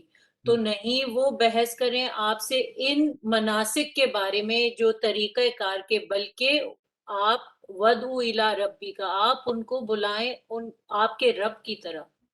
سر اب بالکل سمجھ میں آ گئی یہ بات کہ پریفرنس اس کو دیں کہ آپ پہلے ان کا ایمان پختہ کریں، آپ تو بے شک سیدھے راستے پر ہی ہیں۔ تو کیا یہاں پر ہم جو گرامر کر رہے تھے، واز اٹ آور گول کہ ہم قرآن کی گرامر صحیح کر سکیں؟ یہی ہمارا گول تھا۔ اٹ ہیلپ سر، ہیلپ کرتی ہے سمجھنے میں کہ یقیناً سمجھنے میں ہیلپ کرتا ہے، اس کے بغیر یہ مفعول ہے یا فاعل ہے یا کیا ہے، جتنی چیزیں اب تک ہم سیکھے ہیں وہ سب جو ہے امر ہے، فعل ہے، ودعو کیا ہے، تو یہ چیزیں سمجھ میں آ جاتی ہیں۔ لیکن that was not over goal, that was a means, ہے نا۔ ہمارا مقصد کہیں جانا ہے، عمرے پہ جانا ہے، حج کو جانا ہے، لیکن مینس مختلف ہے۔ کوئی پاکستان سے سائیکل پہ نکل جاتا ہے، کوئی انڈیا سے سائیکل پہ نکل جاتا ہے عمرے کے لیے، اس کا مینس الگ الگ ہے۔ کوئی ٹرینوں سے، بسوں سے سفر کرتا ہے، کوئی ہوائی جہاز سے، پہلے پانی کے جہاز سے، بہرحال مینس الگ الگ ہے، لیکن گول جو ہے وہ to understand the message of اللہ سبحانہ و تعالی۔ اب اس کے اندر ہم گرامر کو بھی لیں گے، اور پھر اس کے پارٹس جیسا ہم کرتے ہیں، چھوٹے چھوٹے جملے، اور وہ جملوں کے اقسام کیا ہیں، وہ انشائیہ ہے، اسمیہ ہیں، کیا کیا ہے، ساری چیزیں ہم اس کے اوپر غور کریں۔ Is it clear to everyone? کوئی ڈاؤٹ؟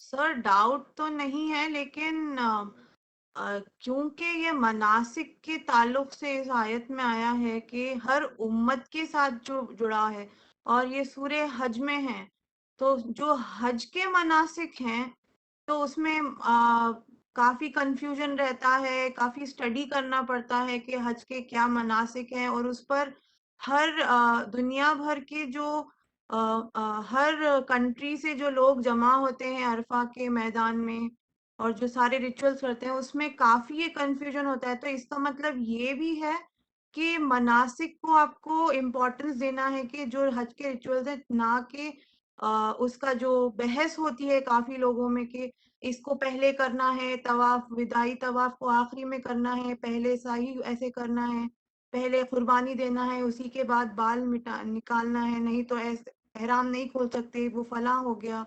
تو اس بات کو لے کر جو بحث ہوتی ہے ہماری انڈیا کے ڈائیورس کلچر میں، بولیے دیسی ہمارے انڈین پاکستانی بھائی بہن ہیں، اور پھر جو گلوبلائزیشن جو وہاں پر جو ہوتی ہے اس وقت، تو اس چیز کا یہ سمجھ آ رہا ہے کہ ہر کانٹیکس میں یہ آیت فٹ ہو رہی ہے، نہ کہ صرف ہر نیشن، بلکہ ہر یہ حج کے تعلق سے تو اس کانٹیکس میں بھی ایسے مجھے لگا۔ بہت اچھا لگا، بہترین بات لگی، اور کیا چاہیے کہ ہے تو اسی کانٹیکس میں، لیکن اگر ہم اس کو جو ہے فوکس کریں تو یہ پورے دین کو کور کر رہی ہے۔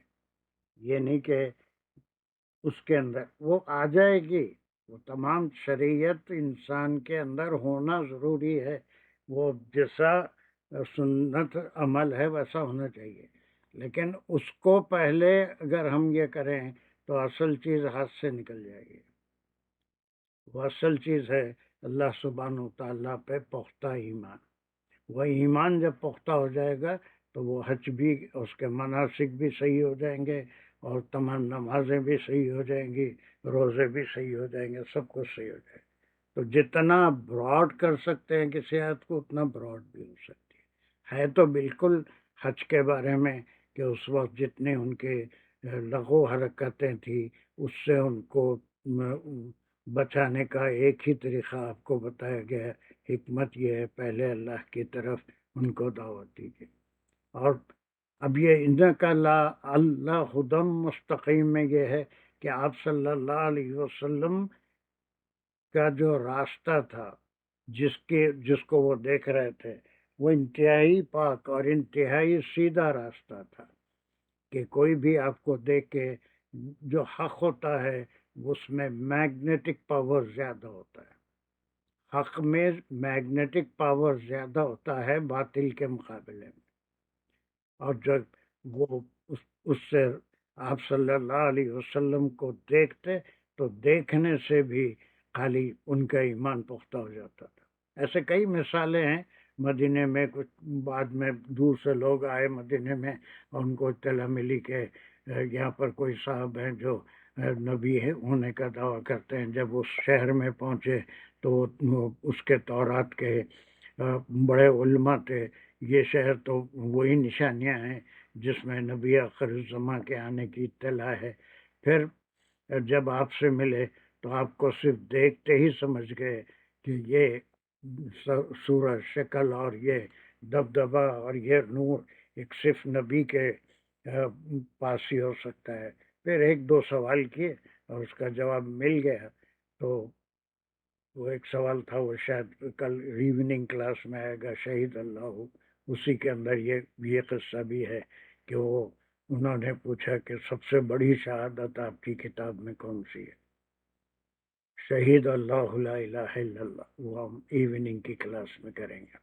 اللہ گواہی دیتا ہے. وہ کیسا اللہ کیسے گواہی دیتا ہے.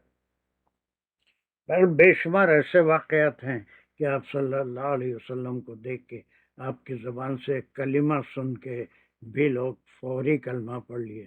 اور بہت سے ایسے تھے جو آپ ان کی زندگی بھر آپ کے ساتھ رہے اور آپ کے محفل میں بھی بیٹھتے تھے، لیکن اللہ کی طرف سے ان کی خدمت میں ایمان لانا بھی نہیں تھا اور وہ ایمان لائے بھی نہیں. جو پتھر دل تھے جن کو اللہ ایمان سے نوازنا نہیں چاہتا تھا ان پہ کسی چیز کا کوئی اثر نہیں ہوا، اور جس کو ایمان سے نوازنا اللہ سبحانہ تعالیٰ چاہے وہ آپ کا صرف آپ کے چہرے کو دیکھ کے ایمان لا لیا. آپ کے زبان سے ایک کلمہ نکلا تو ایمان لا لیا. وہ اللہ کو پہچان لیے، اللہ کے رسول. ایک آیت ہوئی بڑی مشکل سے. اب دوسرے تو شروع نہیں کر سکتے، 3 منٹ باقی ہیں، 2 منٹ باقی ہیں شاید. 57 سر چھوٹی آیت ہے بہت. کر سکتے ہیں آپ 3 منٹ میں تو کر کوئی نہیں ہے، اسی کی لائک کنٹینیوٹی میں ہی ہے. چلو کرو. کون میں؟ بسم اللہ الرحمن الرحیم. وَإِن جَادَلُوكَ فَقُلِ اللَّهُ أَعْلَمُ بِمَا تَعْمَلُونَ. میں بہت چھوٹی ہے. جی. وَإِن اور اگر جَادَلُوكَ وہ لوگ جدال کریں آپ سے، فَقُل تو آپ فرما دیجئے اللہ عالم بما تعلمون، اللہ وہ جانتا ہے جو کچھ تم عمل کرتے ہو. یعنی گرامیٹیکل ایکسپلینیشن. گرامیٹیکل ہو گیا، ہو گیا حرف ربط، ان یہاں سے انشائیہ ان شرطیہ جملہ شروع ہو گیا. اور اگر اور پھر یہاں سے جو شرط ہے وہ ہے فعلیہ جملہ جادلو کا. اس میں فعل، فاعل اور مفعول آ گئے. جادلو میں جدلا اس کا روٹ ورڈ ہے، اور اس کے جو فاعل ہیں وہ ہم ہیں، وہ لوگ، یعنی جو پہلی کہ جو لوگ تنازع کرتے یا جو لوگ اس پرانی شریعت پر قائم ہیں وہ لوگ.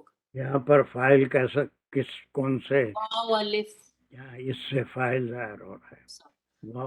وہ کون ہے؟ وہ جو مناسک پہ اعتراض کرتے ہیں، جو جدال کرتے ہیں، بحث تکرار کرتے ہیں آپ سے، اور اگر اس کے باوجود بھی وہ کریں تو اس کو اوور لک کریں. جی. دو لوگ اگر یہ کرتے ہیں تو پھر یہاں تک ایک بات ہوگی. بہت اچھا کیا. فخل کیا ہے؟ پھر اس کا نتیجہ یہ ہے کہ تو قل یہاں سے امریہ انشائیہ جملہ شروع ہو گیا. قل میں فعل اور فاعل آ گیا، اور جو اس کا مقولہ، وہ جو فاعل ہے اس کے سیکنڈ پرسن آپ صلی اللہ علیہ وسلم کو ریفر کیا جا رہا ہے.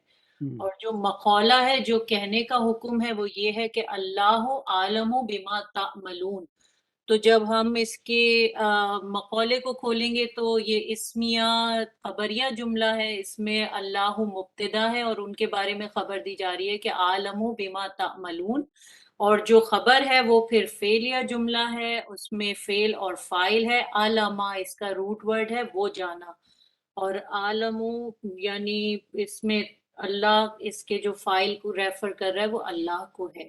بیما جار مجرور متعلق عالمو، اور تعملون جو ہے وہ بھی فعلیہ جملہ ہے، اس میں فعل اور فائل ہے. فائل جو ہے وہ تا جو اور واو نون جو ہے وہ پھر انہی لوگوں کو ریفر کر رہا ہے، یعنی جو وہ بھی ہیں جو لوگ اپنے اس پہ قائم تھے شریعت پہ، اور پھر ہم سب کے لیے بھی ہے کہ اللہ تو ہر چیز کا جاننے والا ہے جو کچھ ہم عمل کرتے ہیں.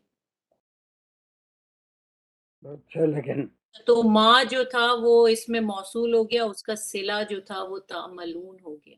یہ سب صحیح ہو گیا. اب اس کے بعد پہلی اس سے پہلے والی آیت، اس سے کنیکشن کیا سمجھ میں آ رہا ہے؟ یہ تو بڑا اچھا سمجھ گئے، بتائے آپ، اللہ ہی بہتر جانتا ہے آپ کتنا سمجھے، لیکن 67 کو بہرحال سمجھ گئے، یعنی کتنا سمجھے وہ اللہ عالم. اب یہاں پر یہ سب ہو گیا. What is the connection between 67 and 68؟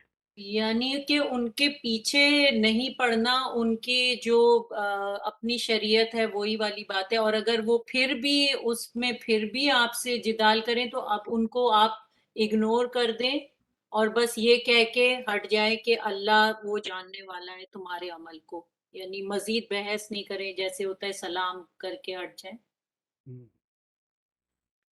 یہ میرا تو سمجھ آیا. اچھی ہے سمجھ تمہاری. بہرحال یہ کتنا بہتر طریقہ ہے. دیکھیں، آرگومنٹ کے بعد جدال کی بجائے اللہ کو بیچ میں لائے اور یہ کہہ دیں کہ اب تم صحیح کر رہے ہو یا غلط کر رہے ہو. میرا کام یعنی آپ صلی اللہ علیہ وسلم کا کام تو بات کو پہنچانا تھا.